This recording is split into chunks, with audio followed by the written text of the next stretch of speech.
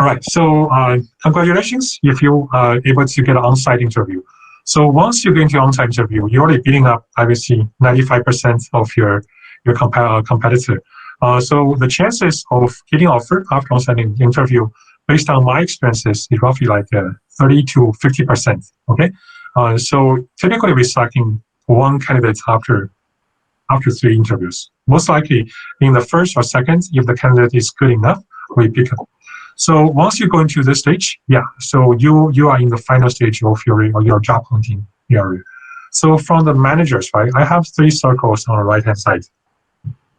It's kind of like, number one on the top is technical backgrounds and the problem-solving skills. This is kind of your hardcore or saying technical skill sets we are looking for, right? So which technically or your background is matching whatever the position wants. This is one very critical area most people will look at, right? And the second round, which is on the right-hand side, is communication and interpersonal skill sets, which we call the soft skill sets. The top one will be more hard skill sets, and the communication and interpersonal skills is more like soft skills. So this one here, for when you're going to work, right, you will find out EQ is actually more important than IQ in most cases. So how you can communicate clearly, how you can working together with people, that's going to the interpersonal skills and also communications. So this is very important. So as a hiring manager, during the interview, there will be behavior questions. There will be sometime we're going to push you to the corner.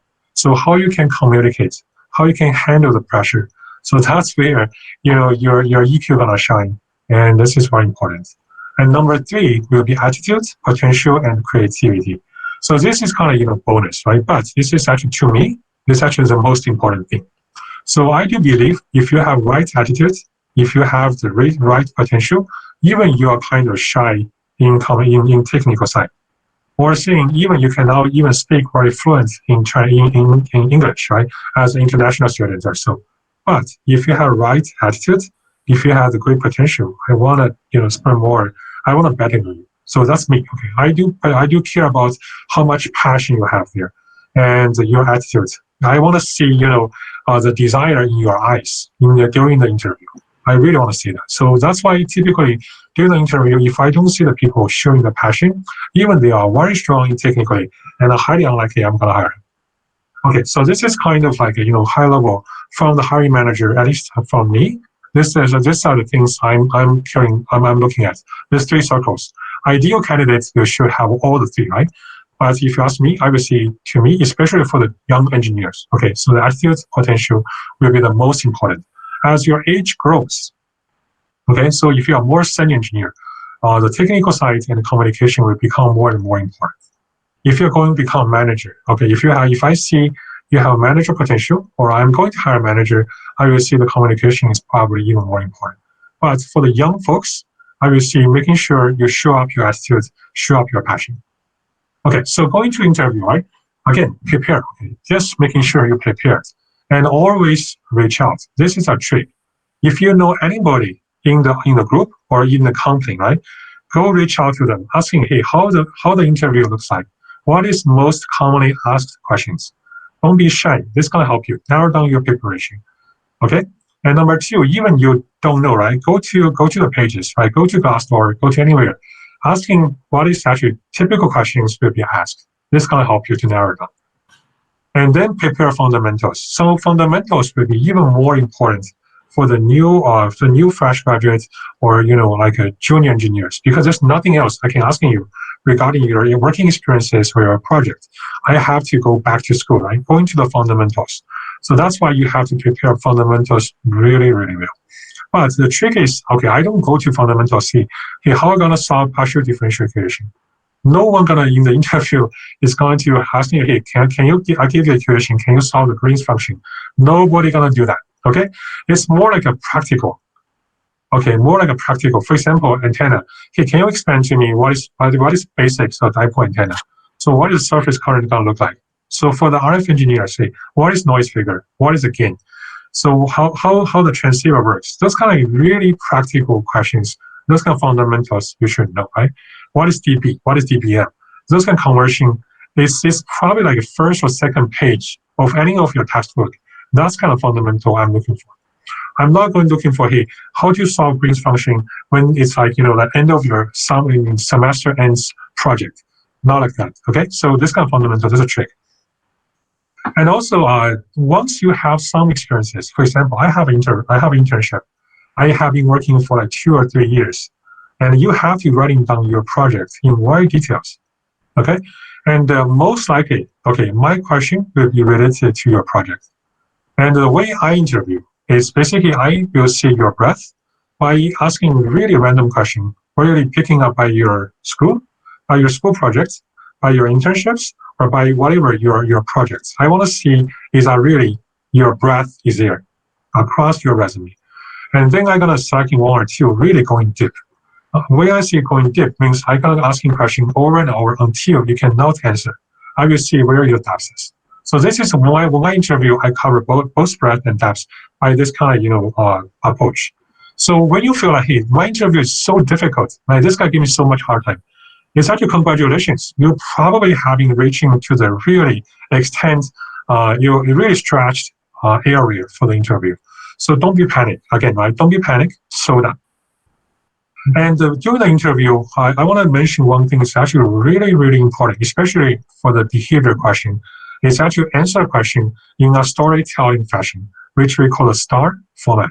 I have a slide after this one here, particularly talk about what it is STAR.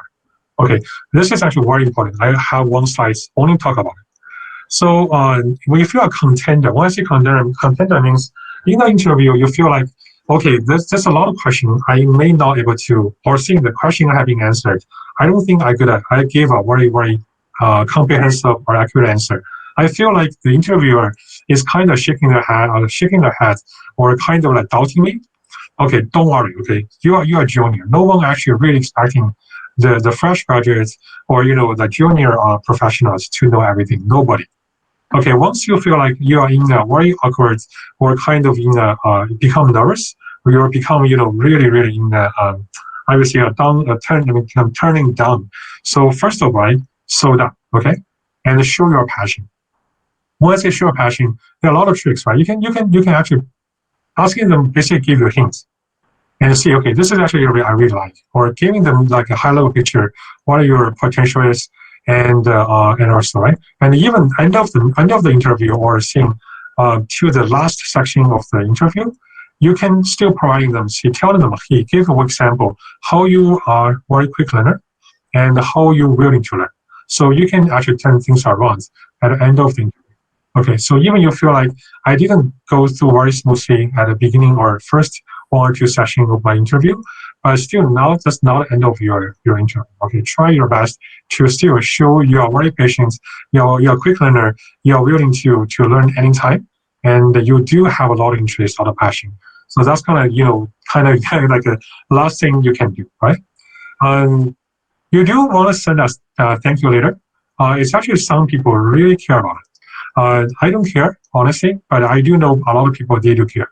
So I will say it doesn't hurt. If you know the people, and you can reaching out to recruiter, asking them, hey, can I get at least like for some people, right? I will say minimum you should actually send a thank you later to the hiring manager, right? Just kind of summarize and giving him basically a summary of the interview and show your passion, show your interest. But again, this is optional. I know a lot of people, they don't even have the email address. Or saying if you don't sending out a thank you later, it's fine. Don't worry about it, because that's kind of only thing they just making things better. It only helps, right? If the hiring manager really really struggle to on the edge to see they should hire you or not hire you, and that thank you later may give you an extra chance or give you some additional advantage, but that's not really important. It's optional. But I will say that will hurt. Any manager or any people who interview you see a thank you later from you, it's still something. They see your kindness, they see your passion, they see your interest.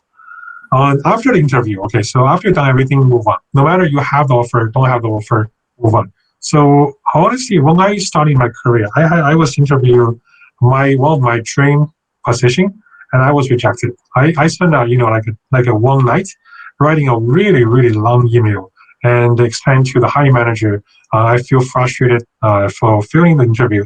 But nowadays, when I look back, I will see that doesn't worth it. just move on. Okay. So just be professional and just move on. That's kind of like this for the on-site interview. So next slide.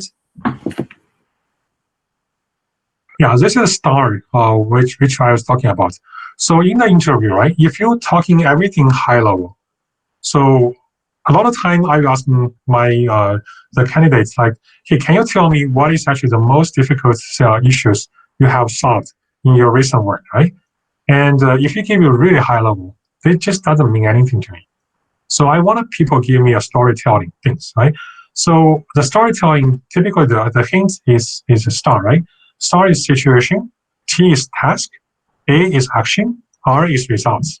So the procedure to prepare the storytelling is number one, listen. Okay, making sure you really, really understand the question. If you don't pretend you understand. Don't pretend you already heard the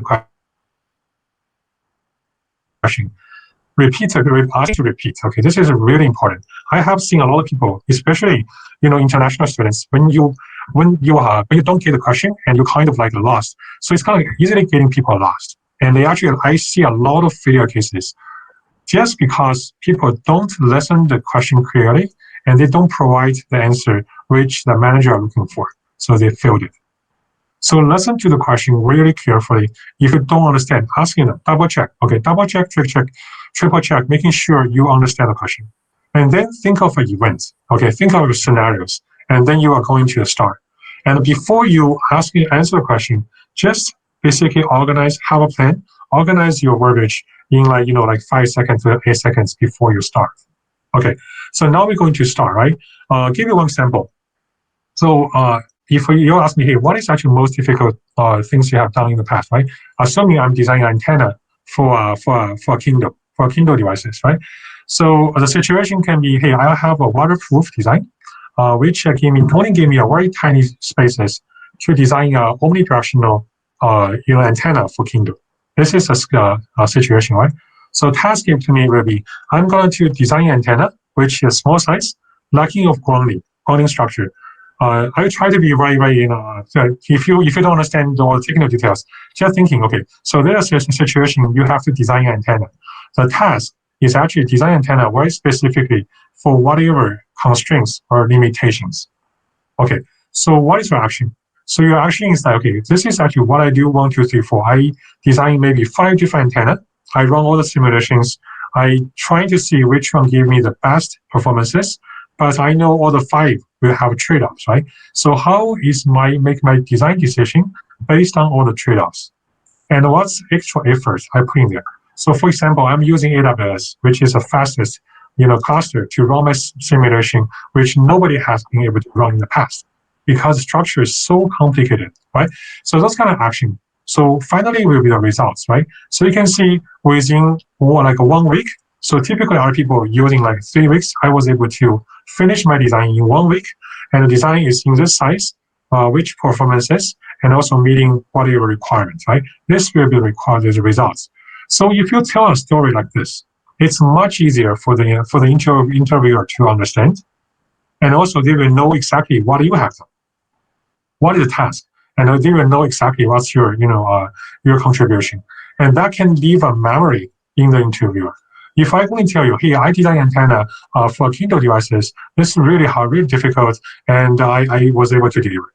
If you only tell them really high level, you don't go into the details as you tell a story, you will not be able to leave a memory or leave, whatever, like very good impression, or how much journey, how much effort you have been putting in.